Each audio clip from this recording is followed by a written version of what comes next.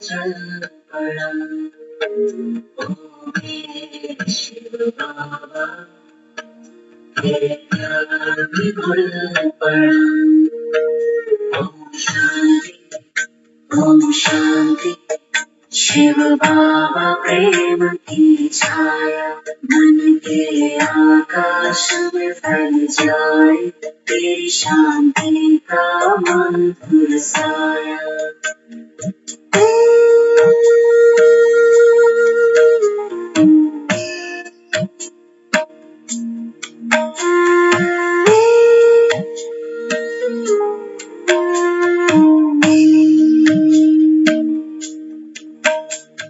शांत मन से मैं तेरी ओर चल पड़ा ओ मेरे शिव बाबा, तेरे प्यार में घुल पड़ा।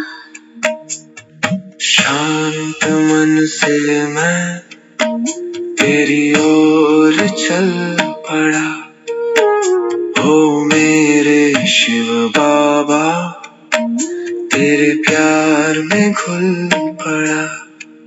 परम धाम की नीरवता में तेरी ममता बहती है, परम धाम की नीरवता में तेरी ममता बहती है। सुनहरा सा सुख मिलता है जब तेरी नजर मुझे देखती है। ओम शांति, ओम शांति। शिव बाबा प्रेम की छाया मन के आकाश में फैल जाए, तेरी शांति का मधुर साया। तू ही मेरा रक्षक है, तू ही सत्य का सागर, तू ही मेरा रक्षक है, तू ही सत्य का सागर। तेरे प्रेम में बैठकर मन हो गया है निर्मल, पावन उजागर। शांत मन से मैं तेरी ओर चल पड़ा ओ मेरे शिव बाबा, तेरे प्यार में घुल पड़ा।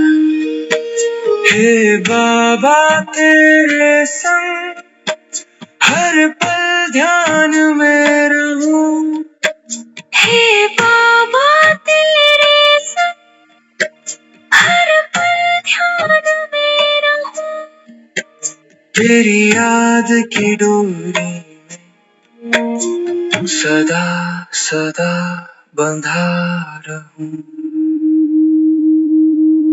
शांत मन से मैं तेरी ओर चल पड़ा ओ मेरे शिव बाबा, तेरे प्यार में घुल पड़ा। ओम शांति, ओम शांति, ओम शांति। शिव बाबा मेरा बाबा, प्रेम का महासागर।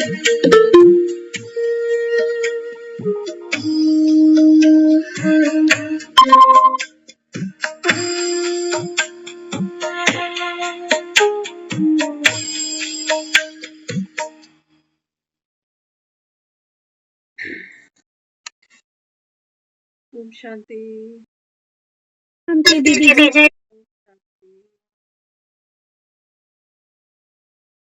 शांत मन से मैं तेरी ओर चल।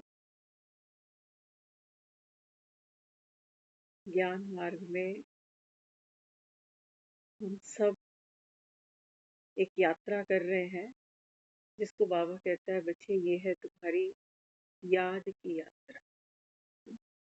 पुरानी दुनिया से बाबा कहता है अभी तुम विरक्त होते हो।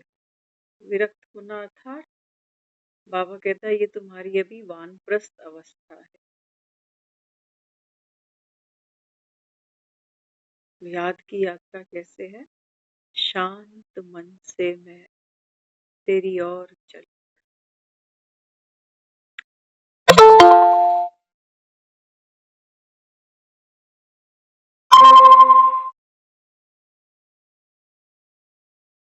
बाबा कहते हैं बच्चे ये आपकी तपस्या है।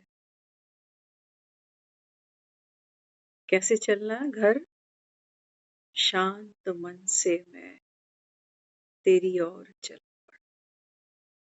हम सब जानते हैं जब बाबा हमको अवेयरनेस दे रहा है बच्चे,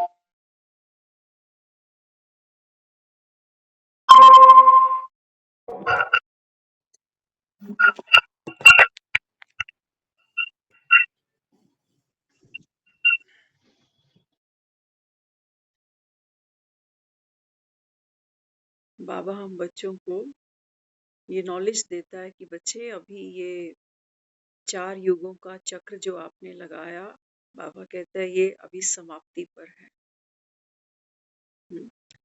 और बाबा कहता है अभी तुमको घर जाना।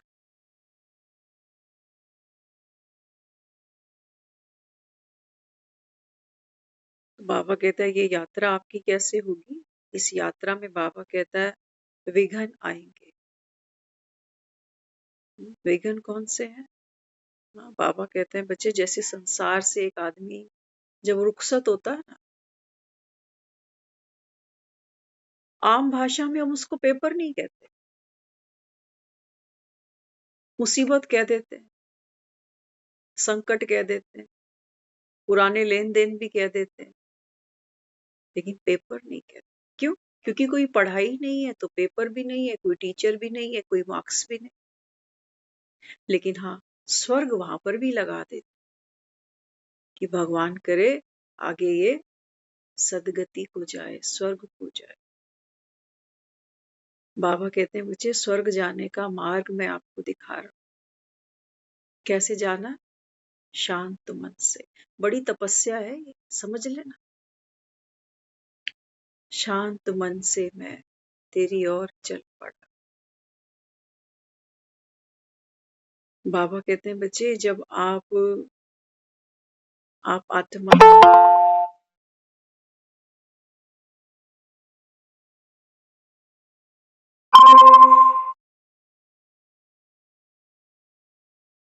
बाबा कहते हैं जब आप घर जाने की तैयारी करते हो ना, तो बाबा कहता है फिर पढ़ाई पढ़ते जा रहे हो। बाबा ने कहा फिर पेपर भी आ।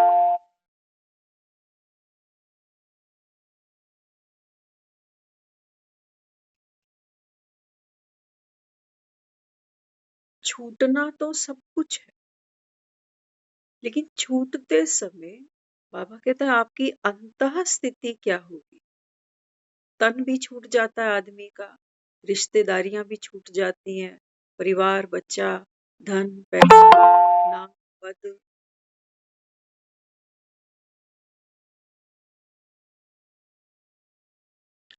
सब छूट जाता। बाबा कहता है जो आत्मा है ना, वो पतित बन करके, बेसमझ बन करके, दुखी हो करके, बाबा ने कहा वो इस कलयुग की काली छाया को अपने भीतर ले जाता, क्योंकि वो ज्ञान का दीपक कहीं जला नहीं। वो नॉलेजफुल बने नहीं। शांति पाठ तो बाद में होगा, परिवार वाले बैठ के करेंगे, लेकिन बाबा कहते हैं बच्चे इस संसार से तू कैसे चला? शांत मन से, अशांत मन से। मृत्यु अटल सच्चाई तो है, लेकिन इसको कोई सहज होकर सरल भाव से स्वीकार नहीं करता। क्यों नहीं करता? क्योंकि बाबा कहता है बच्चे जो जीवेषणा है, आप जो भोगनाएं हैं, जो वासनाएं हैं, ये अतृप्त रह जाती। क्यों? क्योंकि बाबा कहता है तुम खुद को क्या समझ के जीते हो? हद का पाठधारी। कि बेचारे की उम्र कितनी थी, कि गरीब परिवार का था कि अमीर का था, कि शादी करा गया कि बच्चे हैं कि क्या नहीं। तुम बाबा कहता है इतनी सी हद की दुनिया देखते हो ना, तो तुम्हें लगता है 40 में ही चला गया बेचारा, बच्चे छोटे छोटे। बाबा ने कहा मैं तुमको तुम्हारी बेहद की फिल्म दिखा रहा हूँ, 84 जन्म। ड्रामा की हिस्ट्री, ज्योग्राफी, बाबा कहता है बच्चे ये रिपीट होनी है। सोच समझ कर बाबा ने कहा एक एक दिन अभी स्पेंड करना अर्थात हमारी तो याद की यात्रा है। भले ही हम रोटी खाएं, दफ्तर जाएं, घर में बुहारी लगाएं,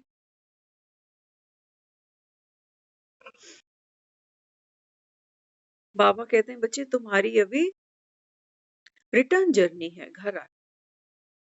बाबा ने कहा रिटर्न जर्नी कैसे करनी है? शांत चित्त से। अब समझ लेना, शांत मन से मैं तेरी और। मन तो बड़े भूकंप, बड़े शोर मचाता है, जबरदस्त, हम तो कल्पना भी नहीं कर सकते। शांत मन से मैं तेरी ओर चल पड़ा। तो ऐसा नहीं है कि हर समय मेरी जो स्थिति है वो कैसी है, रहम दिल है, प्रेम स्वरूप है।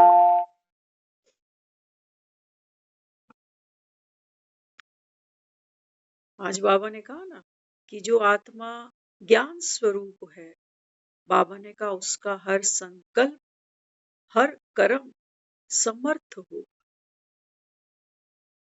जो आत्मा ज्ञान स्वरूप, लेकिन हम सभी अनुभव रखते हैं इस बात का कि ज्ञान सुनने के बावजूद, रोज रोज मुरली सुनने के भी बावजूद, हमारा हमारा जो चित्त है एक रस तो नहीं होता।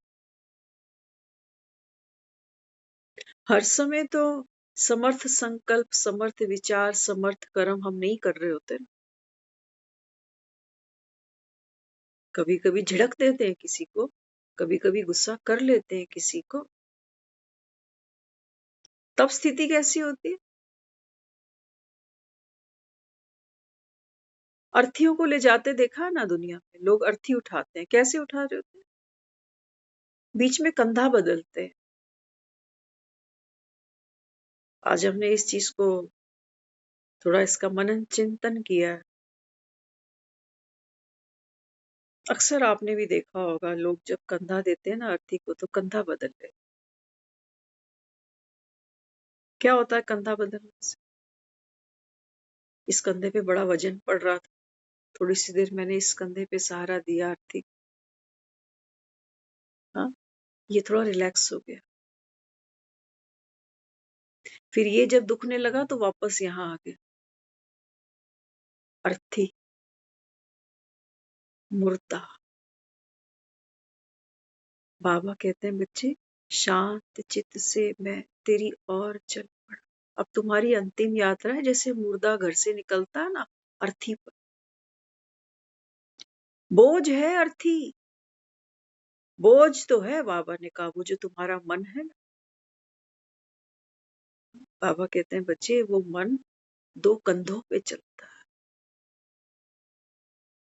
कभी कह रहा होता है मैं शांत स्वरूप, शक्ति स्वरूप, प्रेम स्वरूप, बाप समान, 16 कला संपूर्ण। यहाँ पर अर्थी उठाए उठाए बैलेंस बिगड़ता, दर्द होने। आदमी कहता है ये कंधा काम आता है इसको शक्ति देने के लिए। थोड़ी देर हम अशांत हो जाते हैं, थोड़ी देर कोई नेगेटिव कोई वेस्ट थॉट चल पड़ता है, कंधा बदला गया हमको पता नहीं। हम सोच रहे हैं ये क्यों आ रहा है, ऐसा क्यों हो रहा है, मैं घबरा क्यों गया, मेरा हाथ कैसे उठ गया, मैंने कैसे इतना बोल दिया, मेरा फायदा क्या है ज्ञान सुनने का, मेरी तो कोई स्थिति ही नहीं बनी, मैं तो भ्रम में ही हूं कि मैं तो पता नहीं कहाँ पहुंच गया, सांझी छत पे खड़ा हूं, फूल बन गया हूं। जैसे ही हम अर्थी को इस कंधे पे देखते हैं ना, तो शांत चित्त से मैं तेरी ओर चल पड़ा। हमारी ये शांति भंग हो जाती। प्रैक्टिकल करके देख लेना। किसी के ऊपर चिल्ला लेना, किसी को गुस्सा कर देना, सारा दिन बाबा कहता है ना, मन खाती है। कर देना किसी को, क्योंकि अब हम ज्ञान सुन रहे हैं ना, तो बाबा तो कह रहा है जो नहीं जानते उनको तो नहीं कह सकता कुछ, कि तुमको तो पता है ना ड्रामा रिपीट हो। ये जो सीन अभी आया ये कल पहले भी हुआ था, फिर से हो गया। दोनों कंधे बाबा दे रहा है अपने। बाबा कहता है या तो तुम लाइट हो जाओ कि कल्प पहले भी आया था, फिर से हो गया, नथिंग न्यू, ड्रामा कल्याण कर, इस कंधे पे उठा। नहीं तो बाबा कहता है फिर इस कंधे पे, ढोना तो तुमको ही है, यात्रा तुम्हारी है, ढोना तुमको है, या फिर इस कंधे पे उठा लो कि हिस्ट्री ज्योग्राफी रिपीट हुई।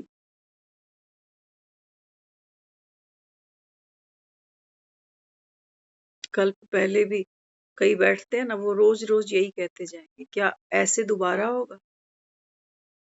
क्या आज जो घटना घटी हर कल्प में ऐसे ही घटती रहेगी? या तो इस कंधे पे अर्थी उठाओ। रास्ता तो कटता जा रहा है ना, दिन के 24 घंटे हमारे कैसे बीत रहे हैं, मेन बात यही है बस। ये याद की यात्रा है। याद की यात्रा सिर्फ वो नहीं है कि सुबह अमृत वेले उठकर मेडिटेशन कर रहा हूं, शाम नुमा कर रहा हूं, सिर्फ इतनी सी नहीं है। बाबा ने कहा बच्चे चलते फिरते उठते बैठते खाते पीते नहाते धोते लड़ते झगड़ते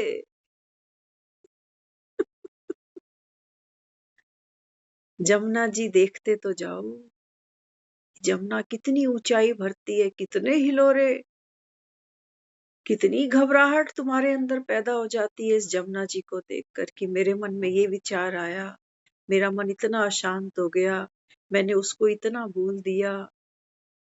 बोलने के बाद में फिर आदमी पछता रहा है अंदर, कंधे बदलता जा रहा है, कंधे बदलता जा रहा है। बाबा कहता है फिर जब तुम कंधे बदलते हो ना, तो तुम्हारी स्थिति, कंधे तुम्हारे ही है दोनों। ऐसा नहीं है कि ये कंधा तो मेरा है, मैं शांत स्वरूप, प्रेम स्वरूप, शक्ति स्वरूप, ये कंधा पड़ोसियों का नहीं है।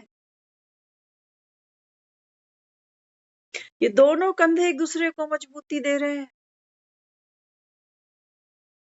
ऑपोजिशन होती है तो सरकारें चलती हैं भैया। बिना माया के हम भव से पार नहीं उतर सकते। नदी के अंदर एक प्रेशर होता है, एक बहाव होता है जो ले जाता है बहा के। बाबा कहते हैं बच्चे ये देह का भान, ये विकार, ये सब क्या है? हा? ये आता है ना तो हमें हमारी स्थिति ऐसी लगती है हम हिलोरे लेके पता नहीं कहाँ निकल, कि पता नहीं एक कैसे एक प्रेशर आया अंदर और मैं तो बह गया, मैं तो भूल ही गया, डूब गया जैसे उस बहाव के अंदर। कभी क्रोध का बहाव ले गया, कभी मोह का बहाव बहा के ले गया, कभी अहंकार का बहाव मुझे बहा के ले गया। कोस रहा होता है आदमी अंदर अंदर, क्या मैं शक्ति स्वरूप हूँ। आज कह रहा है ना बाबा, बाबा कहते हैं तुम कोई मेहनत मत करो। हाँ, बाबा कहता है बस क्या, हाँ, बाबा ने कहा मैं सक्रीन हूँ, संसार में किसी भी रिश्ते को याद कर लेना, तुम्हारी आंख में बाबा कहता है अल्टीमेटली आंसू ही आने। चाहे बहुत प्यारे को याद कर लेना, या बाबा कहता है जो जिससे बहुत दुखी होते हैं ना उसको भी याद कर। एक बाबा कहता है बच्चे एक मैं ही हूँ। हाँ, जो क्या हूँ? बाबा ने कहा सक्रीन हूँ, मीठे ते मीठा। बाबा कहते हैं जब आपके मन में संशय आ जाता है ना, संशय क्या करता? हाँ, संशय कह रहा होता है कि आज मेरी अवस्था अच्छी नहीं है, आज मेरा मूड अच्छा नहीं है। ये ज्ञान तो जब खुश खुश होते हैं ना बस तब के लिए ज्ञान है, जब दुखी हो जाते हैं, अशांत हो जाते हैं, तो ज्ञान कहाँ इम्प्लीमेंट करें यार।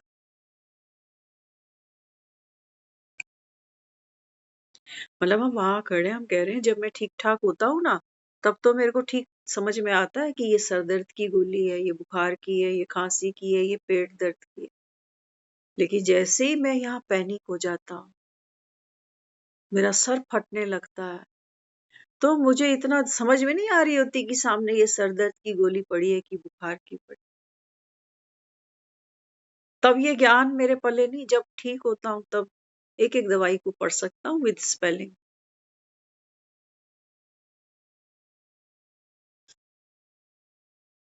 बाबा कहता है तब तुम्हारे काम का है, तब दवाइयां तुम्हारे काम की हैं। सतयुग में बाबा कहता है ये ज्ञान नहीं है। क्यों? क्योंकि बाबा कहता है वहां पर तुम हेल्दी हो। आत्मा कैसे है? बाबा ने कहा वहां पर प्योर गोल्ड है, कोई मिलावट नहीं है, लोभ की, मोह की, अहंकार। क्यों? क्या कारण है क्यों नहीं है मिलावट? क्योंकि शांत मन से मैं तेरी ओर चल पड़ा। ये संगम युग, ये हमारी रिटर्न जर्नी है हम आत्माओं की अपने घर तक। कैसे करनी है? राम नाम सत्य। बार बार खुद को ये स्मृति दिलाते जाओ कि मन में जो भी खेल तमाशे चल रहे हैं, गलती हुई है मुझसे भी, मैंने बोल दिया है किसी को कुछ कर, सारा दिन मन मुझे धुतकार रहा है जैसे कि क्यों किया, क्यों बोला, क्या फायदा है तेरे ज्ञान को सुनने का? तेरे को शर्म नहीं आती?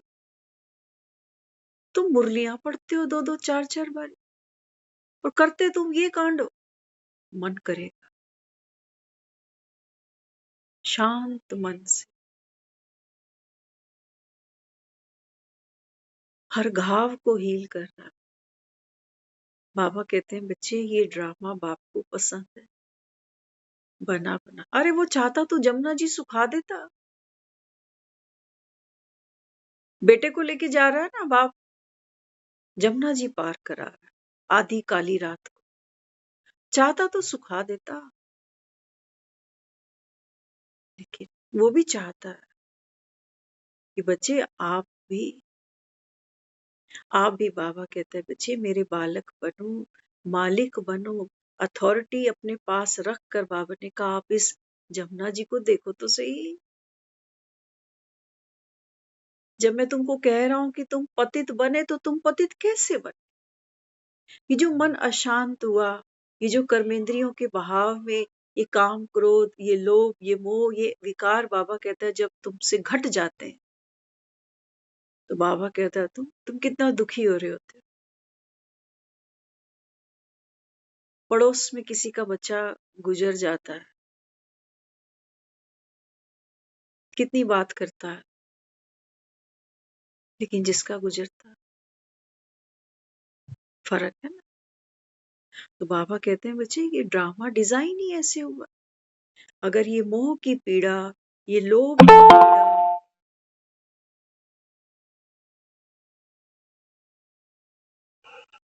ये अहंकार की पीड़ा, बाबा कहते हैं बच्चे जब तक आप अनुभव मूर्त ना बनो, तो बाबा कहते हैं बच्चे तब तक तुम स्वर्ग की क्या वर्थ निकाल। यही तो बाबा कह रहे हैं तुम अभी दुख धाम में हो ना। क्यों है दुख धाम में? क्यों है इस समय हम दुख धाम में? बाबा कहते हैं इस समय, हाँ बाबा कहते हैं वो जो मन है, आप आत्मा एक्टर हो, और बाबा कहता है वो जो मन है ना, जो बाबा कहता है आपकी स्टोरी है, अनेक 84 जन्मों की, बाबा ने कहता है कहानियां हैं इस मन के। बाबा ने कहा जो नूंद है ड्रामा में, वो रोज रोज बाबा कहता है तुम्हारे सामने आता जा।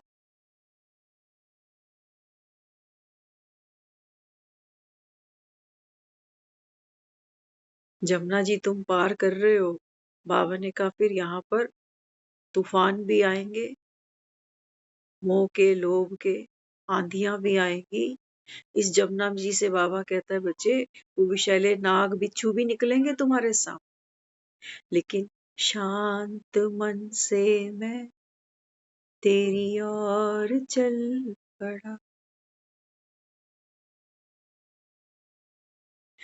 अर्थियों को तो बांध देते हैं ना, वो सोचते हैं आप शांत हो, फूल डाल देते हैं उसके ऊपर। बाबा कहते हैं बच्चे, आपकी बाबा ने कहा ये तपस्या है। 16 कला संपूर्ण तुम इसी अंतिम यात्रा से बन रहे हो।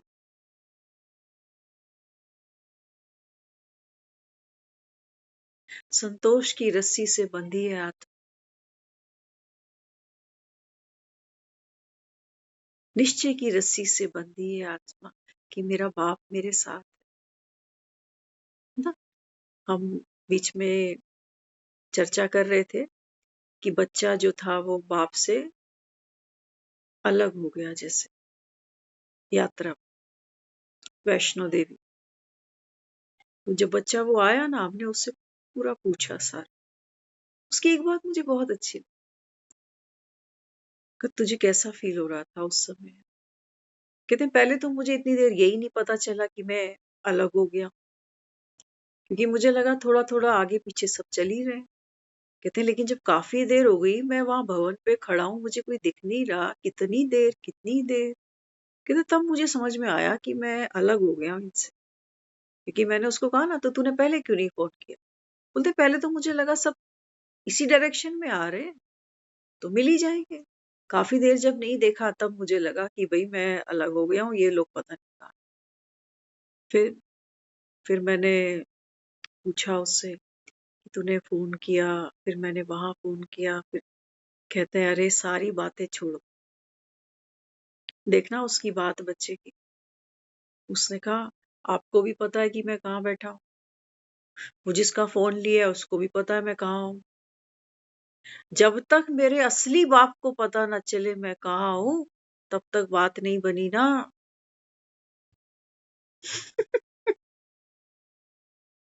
असली बाप, तब तो आपको भी पता है कि मैं यहाँ बैठा हूँ।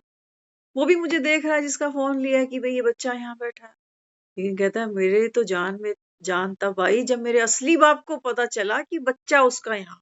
असली बाप, ये वर्ड जो उसने बोला ना, असली बाप। बाबा कहता है मैं तेरा असली बाप हूँ, एक मेरे सिवा।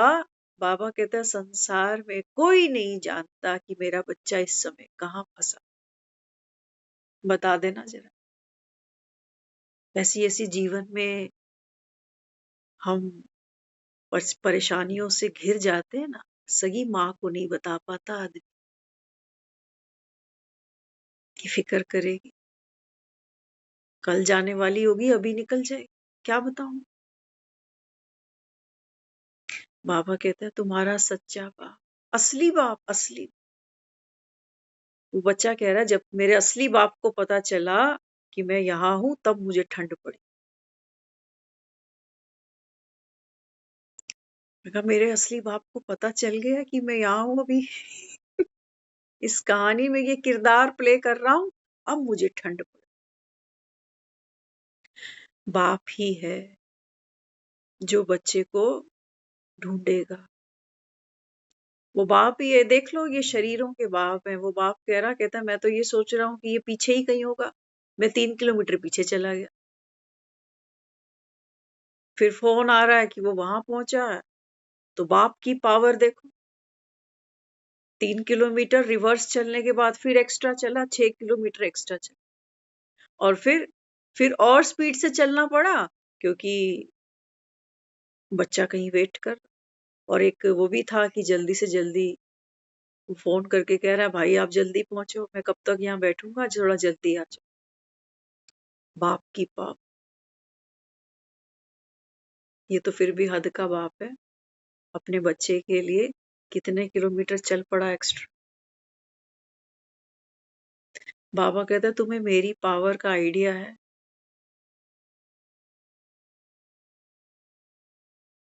आइडिया है तुम्हें? बाबा कहता है मेरे संकल्प से एक संकल्प से बाबा कहता है बच्चे तू आत्मा मेरी बन जाती। आज कहा ना बाबा ने, ऐसा नहीं है कि तुम बाप के बन गए तो याद जम जाएगी। देख लो बाबा क्या कह, ऐसा नहीं कि तेरे को मैंने सर पे टोकरे पे उठा लिया तो बस हो गया काम। नहीं, पुरुषार्थ है बच्चे। तेरा दिल घबराएगा तो नहीं कि टोकरा इसके हाथ से छूट गया तो मेरा क्या होगा। असली बात। बाबा कहते हैं बच्चे ये जो यात्रा है ना याद की, हाँ? बाबा कहते हैं बच्चे इसमें इसमें बाबा कहता है जो मन है ये दोनों कंधों पे चलेगा। ये देहभान को बाबा कहता है भूलना, ये जो यात्रा है, हाँ, बाबा कहते हैं बच्चे ये दोनों कंधों पे होगी। कभी निर्विकारी का कंधा, कभी विकारों का कंधा। ये दूसरे एक दूसरे के विपरीत नहीं खड़े हुए, दिखते तो हैं लेकिन बाबा कहता है ये दोनों कंधे एक दूसरे को ताकत देते हैं। किसी को डांट दिया था, इस कंधे पे चल रहे थे, किसी को डांटा, किसी को सुनाया, किसी को थप्पड़ मार दिया। ये कंधा दुख रहा है ये करने के बाद, सारा दिन अशांत है कि क्यों किया क्यों किया। हाँ, तो इसकी पावर से अब कहाँ होगा, अब डबल प्रेम बरसेगा उसमें।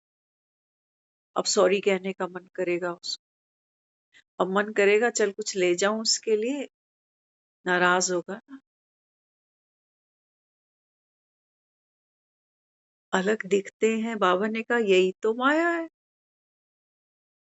इसी का तो तुम धोखा खाते हो।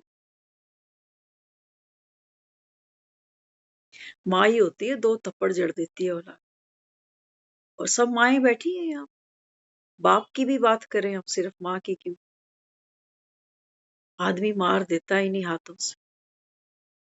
उसकी जो अंतरात्मा होती थी कहती कि मारा इसको है, दर्द मेरे अंदर।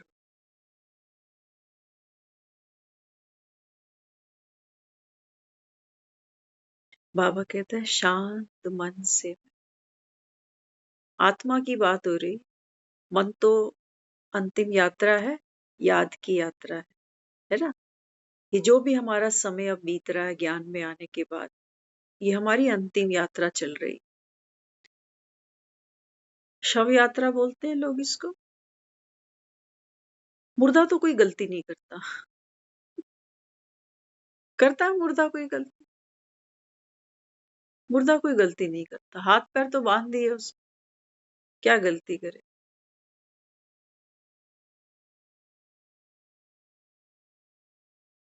बाबा यहाँ समझा रहा है, बाबा कहते हैं बच्चे ये जो याद की यात्रा है ना, दुनिया पीछे चलती है एक शव यात्रा की,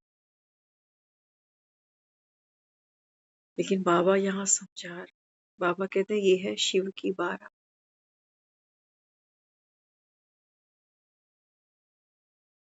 प्रेम की रस्सी में बंध जाओ, ना हिलोगे ना डुलो।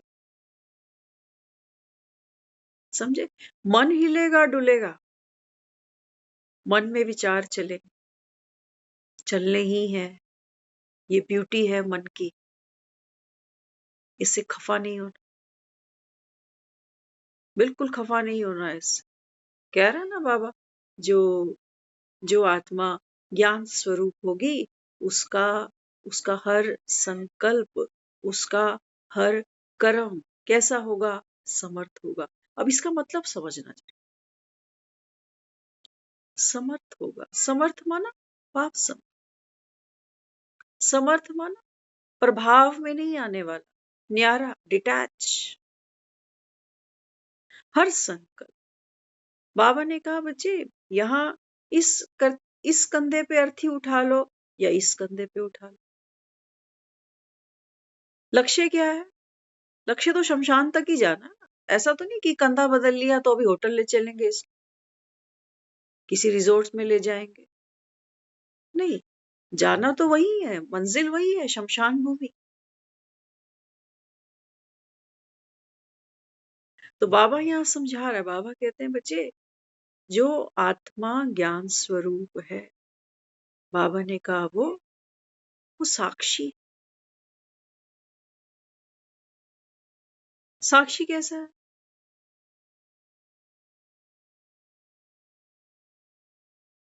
साक्षी ऐसा ही है जैसे हम रोड पे किसी अर्थी को चलता हुआ देख लेते हैं ना, तो दूर से खड़े होके बस मत्था टेक देते हैं उसको।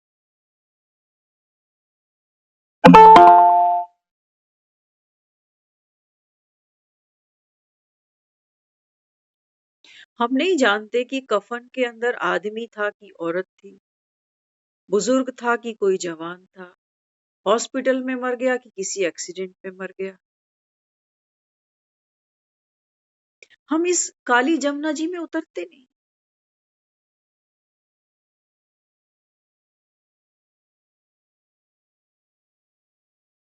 साक्षी, न्यारा। सपोज ये तो एक अननोन की बात हो रही है कि कोई अर्थी जा रही है और हम साइड से निकल रहे हैं, तो हम सपोज कुछ ऐसा केस जो जिसमें हम ही इन्वॉल्व, हम जानते पहचानते ही हैं इसको कि कौन चला गया है और मेरा इससे कोई संबंध भी है, स्टिल बाबा ने कहा साक्षी।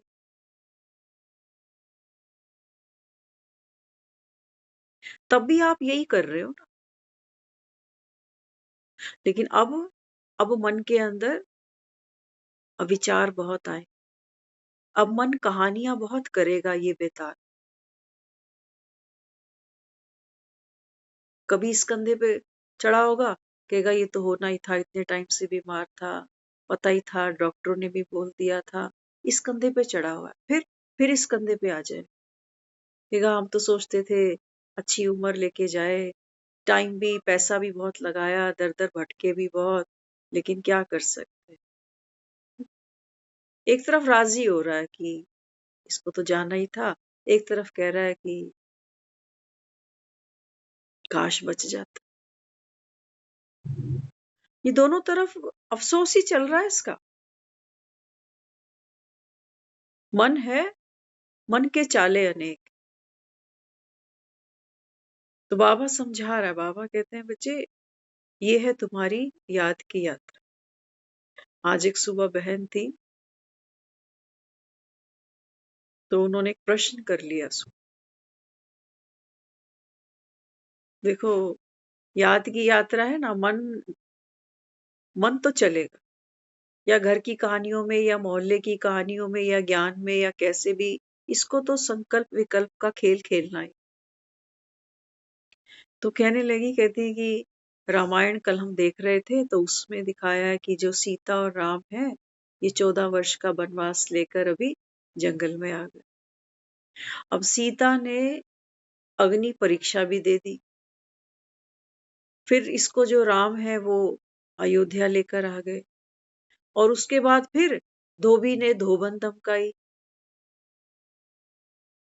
धोबी ने धोबन को धमका दिया कि मैं कोई राम नहीं हूं, तू कहीं भी रहे, कितने दिन भी रहे, और मैं तुझे स्वीकार कर लूं, मैं राम नहीं। तो जो राम के कानों में ये बात गई, तो राम ने कहा ये तो मर्यादा का उल्लंघन है, प्रजा कह नहीं पा रही, लेकिन मुझे सीता को।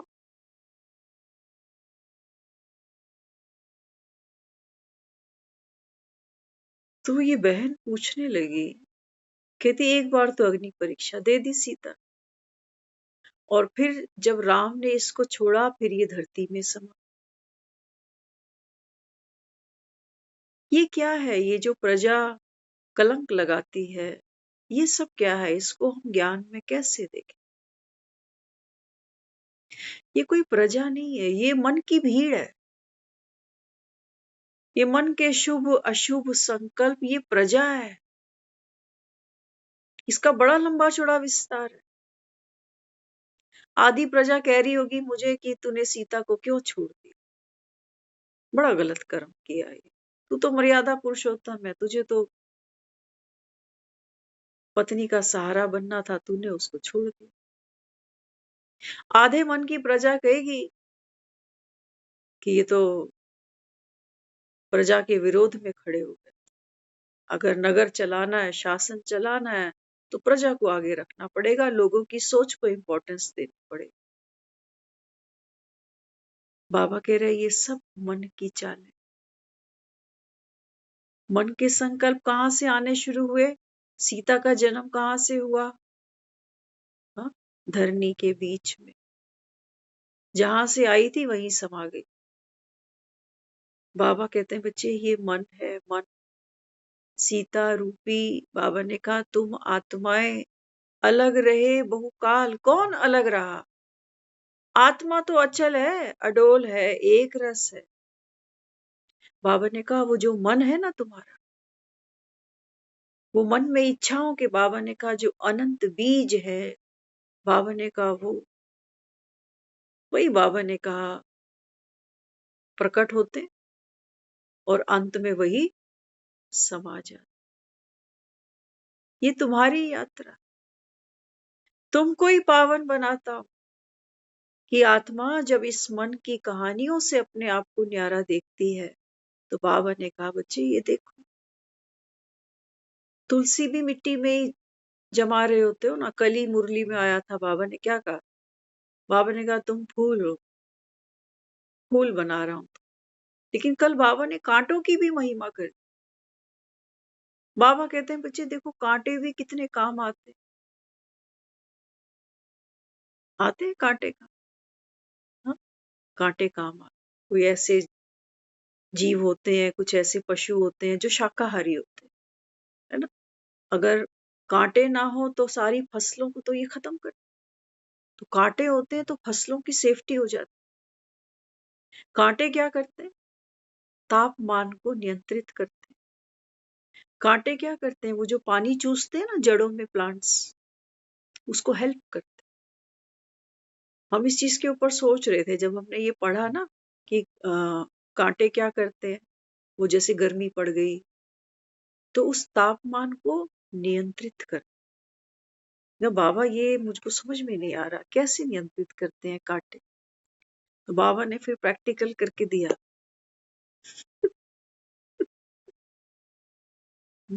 कांटे, बाबा का ना सबसे बड़ा कांटा कौन सा है? देह अभिमान का कांटा। अब ये कांटा क्या कर रहा? ये तापमान को नियंत्रित भी करेगा। मैं किसी सीनियर को, किसी बड़े को अगर दो बातें गलत कह जाऊंगी, ऊंचे स्वर सुर में बोल जाऊंगी, तो बाबा कहता है फिर ये जो कांटा है ना, ये तापमान को नियंत्रित करेगा। वो अंदर अंदर चल रही होगी एक कहानी कि यार मेरे से सीनियर है, ये मेरे से उम्र में बड़ा है, रिश्ते में बड़ा है, ये तापमान को थोड़ा नियंत्रित कर लेगा।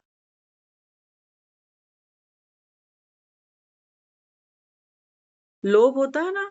और समझो बाबा तो ऐसे ऐसे पॉइंट्स खुलवाता है, बस फिर पता नहीं पिटारे से क्या क्या निकाला। और सुनो, लोभ है, लोभ भी बाबा कहता है ये कांटा है। क्या करता है? नियंत्रित करता है। कहीं दान देने जाता है ना आदमी, सोच रहा होता है, कहता है मैं फलानी जगह जाऊंगा ना, 5,000 रुपए दे के आऊं। ये भी तापमान को नियंत्रित करता है। लोग वहां तक पहुंचते पहुंचते 5 के 4 कर देता है। कहता 1,000 रुपया तो जाने आने का लग गया। 5 की बात हुई थी ना, 1,000 तो जाने आने का ही लग गया। अब बचे 4। अब जब और आगे बढ़ता है, लोगों की थालियां देखता है, सोचते हैं यार ये तो लोग, कोई 500 चढ़ा रहा है, कोई 200 चढ़ा रहा है, कोई 50 चढ़ा रहा है। अगर मैंने इतना दिया तो किसी की नजर में आ जाऊंगा, नजर लग जाएगी, इसके पास तो बड़ा पैसा। फिर जब तक नंबर आता है ना, तब तक पंडित जी को कहेगा पंडित जी 50 की चेंज है। पंडित जी 10-10 के 5 नोट निकाल के दे देंगे। एक नोट डालेगा, 4 वापस ले। वो कहेगा आखिरी बार थोड़ी आ रहा हूँ अभी। हाँ, हर महीने आया करूंगा, कुछ कुछ देता जाऊंगा। हर बार खाली थोड़ी आना है, कुछ कुछ देता ही जाऊं। तो देखो ये लोभ भी क्या करता है? नियंत्रित कर ले।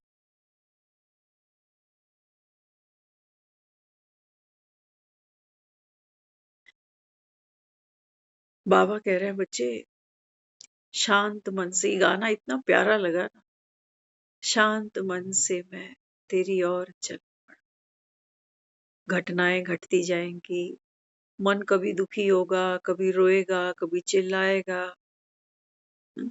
कभी मुरली को रिजेक्ट करेगा, कभी कहेगा कि मुझे अमृत वेला नहीं करना, कभी बाबा को रिजेक्ट कर दे, सब चले। शांत मन से मैं तेरी ओर चल, लेकिन मैं साक्षी हूं, मैं देख रहा हूं कि भगवान ने आकर के मुझको फरमान सुना दिया है कि ये तेरा अब अंतिम जन्म है, हर घड़ी तेरी अंतिम लगी हुई है। मेरा मुख उसने मेरे घर से अभी, जिसको हम घर समझकर बैठे हैं ना, अर्थी को भी लोग जब शमशान की तरफ ले जाते हैं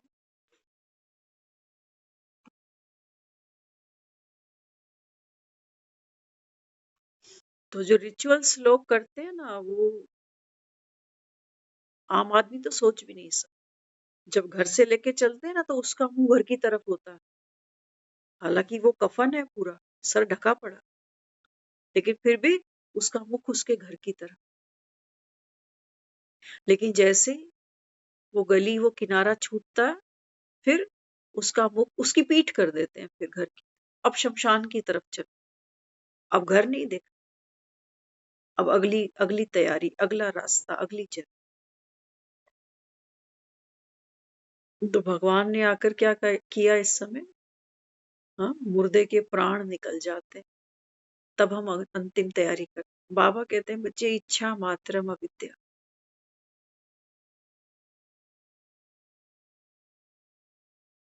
तुमको जो पाना था सो तुमने पा लिया, क्या वाकई पा लिया? पा लिया। सोचना पड़ेगा, अपने आप से ही पूछना पड़ेगा कि मुझको अभी इस परिवार से, इस शरीर से, इस घर से, इन पैसों से अभी क्या चाहिए, क्या चाहिए। एक बार हम सुन रहे थे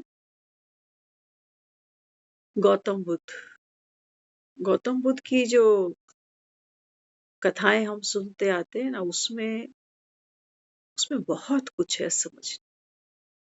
गौतम बुद्ध ने 80 वर्ष की उम्र में शरीर छोड़ा, तो जगह जगह जाते थे, जो सत्य मिला दुनिया को सुनाते थे जाकर। एक बार क्या किया, जब वो सुनाने के लिए आए जनसंघ के बीच में, तो थाली किसी ने परोस के उनको दे। जब थाली परोस के दी तो उन्होंने जीमना शुरू कर दिया, भोजन करना शुरू कर दिया। भोजन किया और थाली को धो करके रख दी। कहने लगे भिक्षुओं, आज का जो सत्संग था यही समाप्त।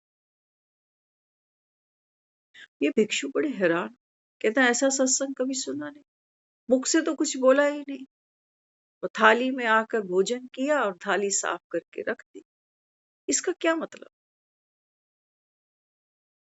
बाबा 84 जन्मों की ये चक्री हमारे सामने रख रहा, थाली। बाबा कहते हैं बच्चे इस थाली में वैरायटी वैरायटी संस्कार है ना। जैसे थाली देखते हो ना, तो थाली में क्या क्या है, मीठा भी होता है, नमकीन भी होता है, खट्टा भी होता है ना, थोड़ा स्पाइसी भी होगा, कुछ तला हुआ, कुछ भुना हुआ, बहुत कुछ होगा। बाबा कहते हैं बच्चे 84 जन्मों की आपकी थाली,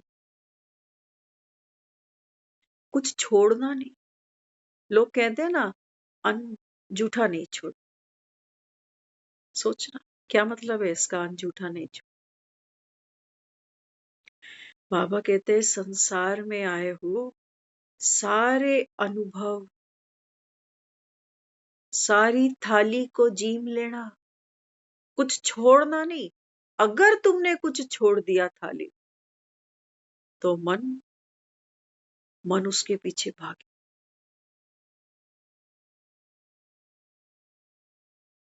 काश मैं भी चख, कहते हो ना, शादी का लड्डू ऐसा कैसा खाए तो पछता है, ना खाए तो पछता है। बस ये संसार ऐसे ही लड्डुओं से बना। जिसको जो सुख मिल गया है उससे जाकर पूछो, औलाद का सुख बता देगा, परिवार का सुख बता देगा, पति का बता देगा, पत्नी का बता देगा, नौकरी का बता देगा, हर चीज का सुख गिनवा देगा वो बुढ़ापे में बेचारा। दुखी होके जा रहा है आदमी, औलाद भी है, पैसा भी है, बीवी भी है, सब कुछ पड़ा पास, करहा रहा है। ना बैठ सकता है, ना खा सकता है, ना खा सकता है, ना बोल सकता है, ना देख सकता है, ना सुन सकता है। उससे पूछना, ये जो थाली जीमी तूने 50-60 साल की, इसका स्वाद बताइयो जरा। उबाक आती है उसको। कई बार वो बैठकर बेचारा सोच रहा होता है कि ये काम नहीं करता जिंदगी में तो सुखी रहता ना। करते ना, कहते वो मकान नहीं बेचता तो आज कितना अच्छा हो। बेटी की शादी वहां नहीं करता, आज वो सुखी होती। कर रहा होता है कि नहीं?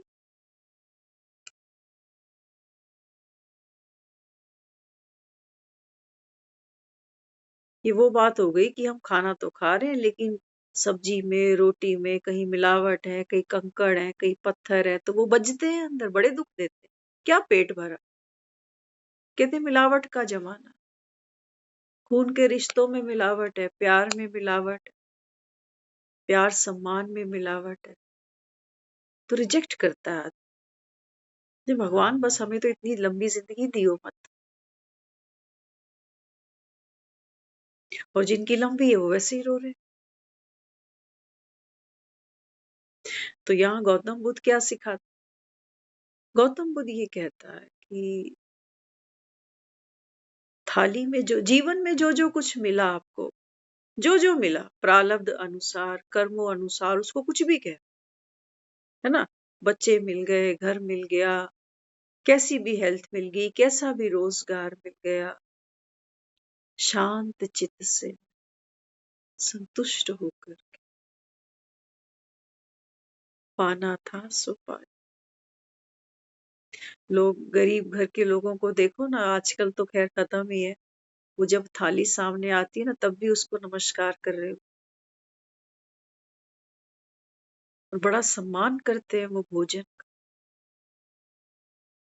पूजा करते हैं अन्न की, चलो कुछ तो मिला। तो बाबा यहाँ क्या समझाता है? बाबा कहते हैं बच्चे जीवन की इस थाली में अनेक प्रकार की, बाबा कहते हैं बच्चे आपकी ही बनी कर्मों के अनुसार बनी बनाई खिचड़ी तुम्हारे सामने आ रही। कहीं मोह की थाली है जिसको खीर समझ के खाते, कहीं दर्द है, कहीं दर्द भी है ना आदमी की जिंदगी। तो बाबा यहाँ समझाता है, बाबा कहते हैं बच्चे जैसे भोजन की थाली तुमको ताकत देती है, कहते हो ना, भोजन में ऊर्जा मिलती है, विटामिन्स मिलते हैं, आयरन मिलता है, कैल्शियम मिलता है, प्रोटीन मिलता है।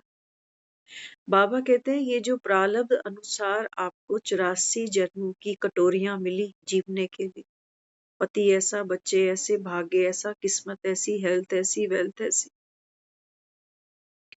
बाबा ने कहा ये सब आप आत्मा की ताकत बढ़ाने के लिए है।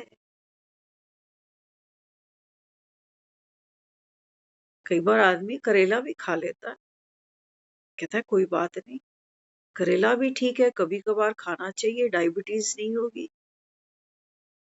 2 गुलाब जामुन ऊपर से भले ही खा ले, कहेगा बैलेंस हो गया। तो बाबा कहते हैं बच्चे ये थाली है ना, थाली को स्वीकार करो, फ्राक दिल बन, दुखी नहीं हो जाओ कि मेरा पार्ट ऐसा, उसका ऐसा। ये कटोरियां दोबारा से मिल जाएंगी आपस में, यही कटोरी दोबारा मिलेगी? अरे अरे, कुछ हो नहीं सकता, इस कटोरी को बदल दो।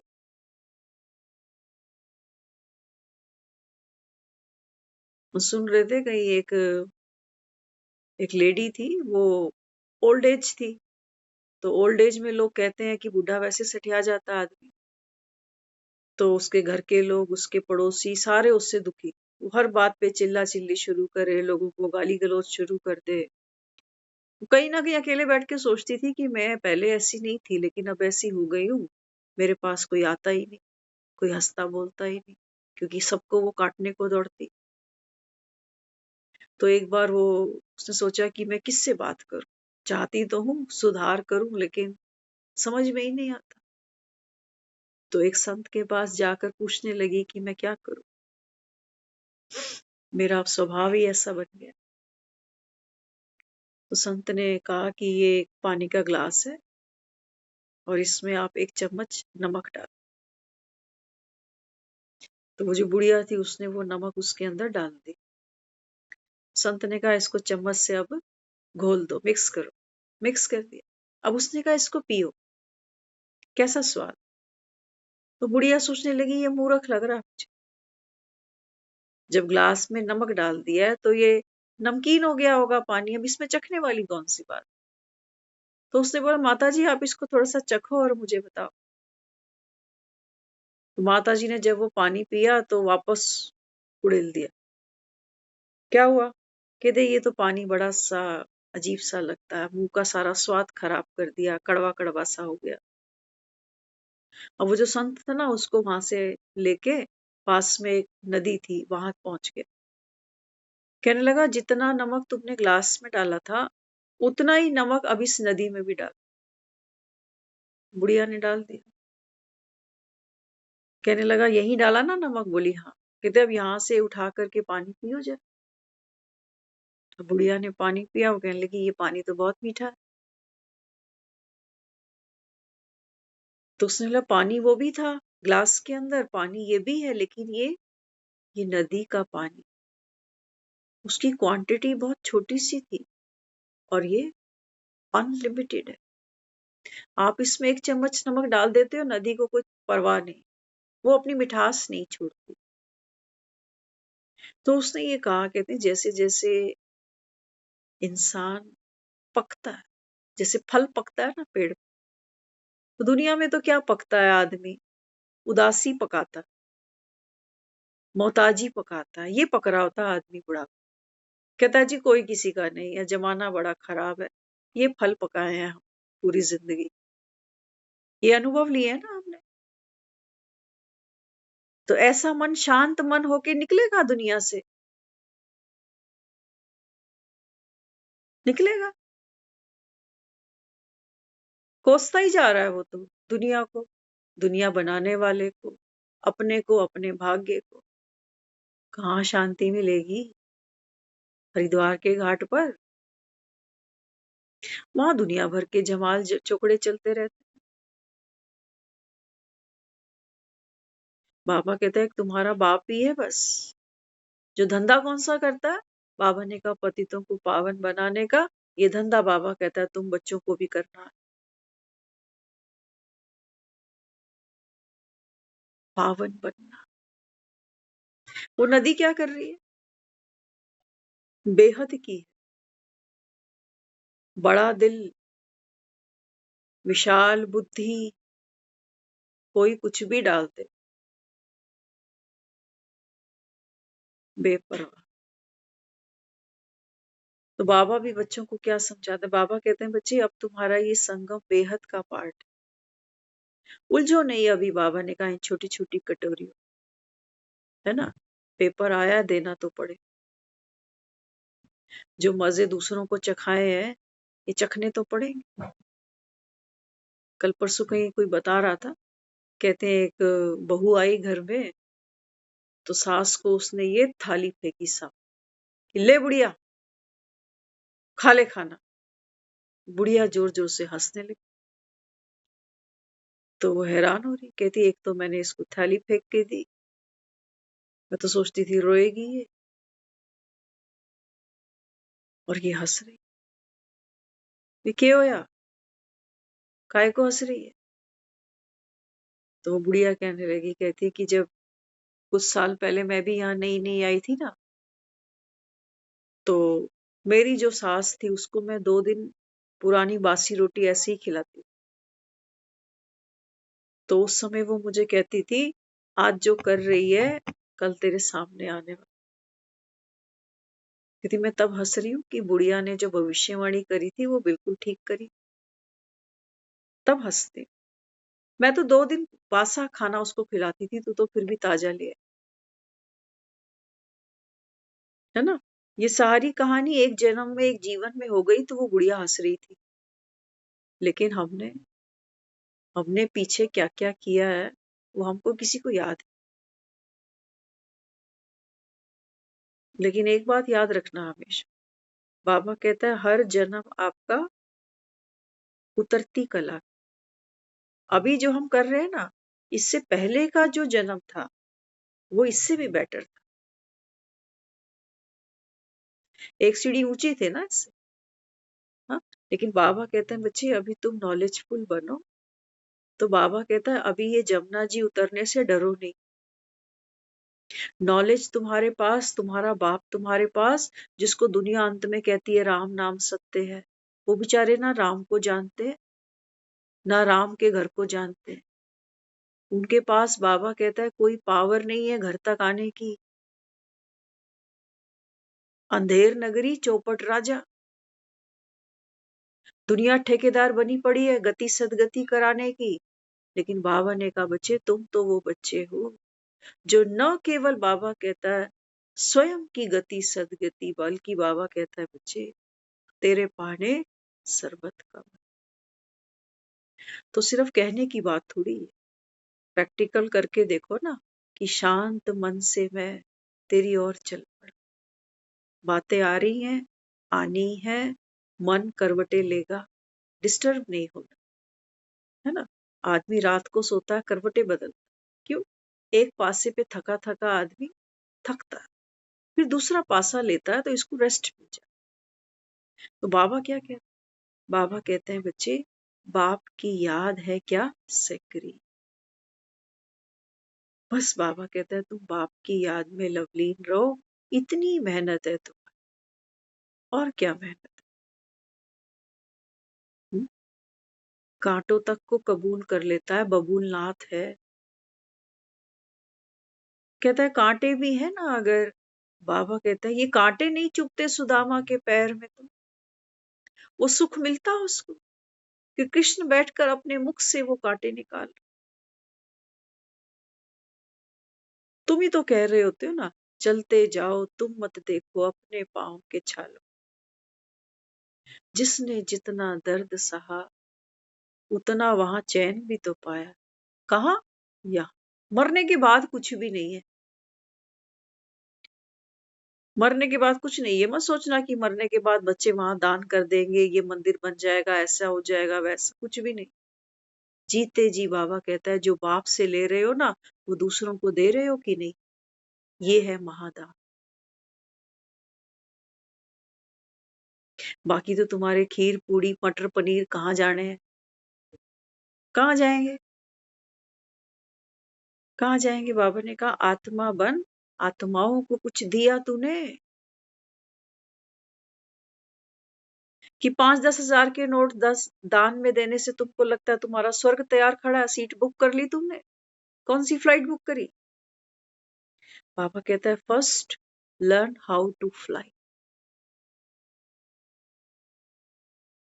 कहा ना बाबा ने। बाबा कहते हैं बच्चे ये देह, देह के संबंध, संसार की वस्तुओं के आकर्षण, हाँ, अपनी ही बाबा ने कहा कोई विशेषता से लगाव। बाबा ने कहा जब आप इन बंधनों से मुक्त हो तब तो फ्लाई करो। हम तो नहीं, हम तो 1 घंटे के लिए भी मुक्त नहीं है। 1 घंटा भी आदमी को जाने वाले हम मधुबन जाते ना, हम 34 इयर्स, एक भाई क्लास कराने आया था मधुबन, उन्होंने क्लास कराई, वो कह रहे मैं 34 इयर्स हो चुके हैं मुझे यहाँ रहते हो। कहने लगा भाई मेरी ड्यूटी है सुबह 2 बजे ग्लोबल हॉस्पिटल से पांडव भवन, सुबह 2 बजे, दोपहर के नहीं, उस टाइम की बात बता रहे हैं वो, कहते हैं अभी तो कितने कन्वेंस है, ट्रांसपोर्टेशन है, उस समय कुछ नहीं होता था, पैदल आना होता था रात को, जंगली जानवरों का खतरा अलग। 34 साल से वो भाई बताता है, ग्लोबल से पांडव भवन पैदल आना जाना, कुटिया की सेवा भाई की। अरे ये भी तो किसी माँ के पूत हैं। हमें कौन सा जंग लगा पड़ा? हमें, अगर हम अभी भी देखें ना अपने आप को, हम कह तो देंगे हमने मेहनत बहुत की है, घर गृहस्थी, बच्चे जच्चे जो भी हम सब करते जा रहे हैं, लेकिन हमारे अंदर आज भी कोई सेटिस्फेक्शन नहीं है। टेम्परेरी कह लो उसको, जिसको हम सुख मान के चल रहे हैं कि बच्चे स्टैंड हो गए, शादियां हो गई, ये हो गया। बाबा ने कहा बच्चा मैं याद की यात्रा की बात कर रहा हूं, जब आप दुनिया से यू टर्न ले चुके हो, अभी ज्ञान मिल गया ना, भगवान कह रहा है एक को भी नहीं छोड़ूंगा, अंतिम घड़ी समझ लो, हर घड़ी। कौन कह रहा है? कौन कह रहा है? बाबा ने कहा मृत्यु सर पे खड़ी है, तुम कौन सी स्वेटरें बुन रहे हो, तुम कौन से सपने देख रहे हो? अभी तो कोविड गया था, भूल गए ना हम सारे, है ना? कैसे जिए थे उस समय? तब रेस्टोरेंट, ये दुनिया, ये ट्रेनें, ये फ्लाइटें, ये नौकरी, ये सब बंद था। सब, मंदिर बंद, स्कूल बंद, कॉलेज बंद, सब घर में बैठे, मौत का इतना पसारा था। बस खुल गया ना सब कुछ, स्कूल खुले, कॉलेज खुले, दुनियादारी सब खुल गई, मौत का डर निकल गया।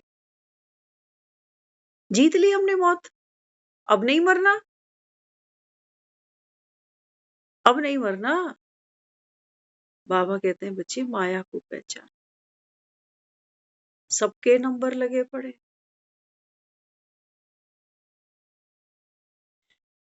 शांत मन से, वैसी शांति से मत मरना कि घर था, घर बसा भी लिया, बच्चे संभाल भी लिए, बच्चे शादियां भी, ये शांति नहीं, ये टके की शांति भी नहीं। हम शांत रहे शादियां करने के बाद, जो हमारी औलादे शांत है आज, इसको शांति है। हमने कमाया पूरी जिंदगी, शांत होके जिए मरे, या ये कर लेंगे आने वाले? किसको कहा शांति? हमें तो शांति भी नहीं चखी ना कभी। शांति तो हमें तभी आने वाली है जब वो नाक में कान में सब रुइयां करेंगे, तब कहेंगे अब शांत हो गया, अब मगन है। नहीं बाबा, जीते जी सच्ची शांति, आत्मिक शांति जो परमात्मा से अनुभव होती है। बाबा ने कहा ये तो सेकंड में सब छूट जाना है तुमसे, और जितना बाबा ने कहा ये पसारा तुमने पसारा, जितना बाबा कहता है ये टाइट तुमने पकड़ा ना, इसको छोड़ने में उतना बाबा ने कहा तुमको दर्द होगा, दुखेगा, अशांत होके मरो, और इन्हीं के पीछे फिर भागो। अंतमति सोगति, सावन के अंधे को क्या दिखेगा? मोह में मरोगे तो फिर मोह का कीड़ा साथ लेकर आना पड़ेगा। स्वर्ग कहाँ चढ़े तुम? स्वर्ग की चढ़ाइयां ऐसे ही चढ़ जाओगे। स्वर्ग में ऐसा कोई बेटा नहीं मिलने वाला, याद रखना। अगर मैं ये सोचकर बैठी हूं ना कि आज मेरे को अपनी माँ से मोह है, तो अगले जन्म में स्वर्ग में वैसी माँ नहीं है जिसके अंदर मोह, प्रेम है, आत्मिक प्रेम है सबके प्रति, है ना? आज एक माँ क्या कर रही होती है, अपनी बेबी को चिकन बेबी खिला रही, ये मोह है। वो चिकन भी तो किसी का बेबी है, अपने बेबी को चिकन बेबी खिलाया। बाबा समझाता है, बाबा कहते हैं बच्चे, स्वर्ग बाबा कहता है बच्चे आपकी वो अवस्था है जहां बाबा कहता है हर सुख आपके भीतर भरपूर है, अब वो माँ से नहीं मिलता, बाप से नहीं, भाई से नहीं, बहन से नहीं, पति से नहीं, बच्चों से नहीं। हर आत्मा स्वर्ग की भरपूर है। इसलिए बाबा कहता है बच्चे जो आत्मा भरपूर है, संपन्न है, हाँ बाबा कहता है वहां स्वर्ग, वहां भक्ति नहीं है, वहां कोई तपस्या नहीं है, वहां कोई त्याग नहीं। तभी तो दुनिया स्वर्ग जाने के लिए मर रही होती है। वहां कोई दुख नहीं है, कोई हॉस्पिटल नहीं, कोई डॉक्टर नहीं, कोई वकील नहीं, कोई परिवारों में खटपट नहीं। बाबा कहता है वहां कोई विधवा होएगी नहीं। और वहां बाबा कहता है तुम शरीरों के पीछे दुखी नहीं होगे कि कौन देखेगा, ये बीमारी वो बीमारी। कौन नहीं जाना चाहेगा स्वर्ग? सभी तो जा रहे हैं, जो जो जा रहा है उसके नाम के आगे स्वर्गवासी हम लिखते ही जा रहे हैं। ये बाबा कहते हैं बच्चे स्वर्गवासी बनने के लिए स्वर्ग की डिग्री, स्वर्ग के बाबा कहता है आत्माओं के अंदर जो गुणवत्ता है वो आप अपने अंदर भरो तो सही, तब तो तुमको स्वर्ग भेजूं। ऐसे कैसे भेज? बाबा कहते तुम तो ये भी नहीं मानने को राजी हो कि हम नरक में बैठे, तभी तो यहाँ आते नहीं हो। कहते हमारे पास समय ही नहीं होता, हमें रोटियां बनानी, हमें बच्चे पालने, सुबह फिर जल्दी उठना है, यहाँ 1 घंटा बैठ के क्या करेंगे? बाबा ने कहा मर्जी तुम्हारी, अर्जी बाप की। कृष्ण अर्जुन को आदेश नहीं कर रहा, उपदेश कर रहा है, राय दे रहा है कि भैया देख ले, ये अधर्म है, ये धर्म, क्या करना है? बाबा ने कहा ये अर्जी बाप की, आगे मर्जी तुम बच्चों। ओम शांति।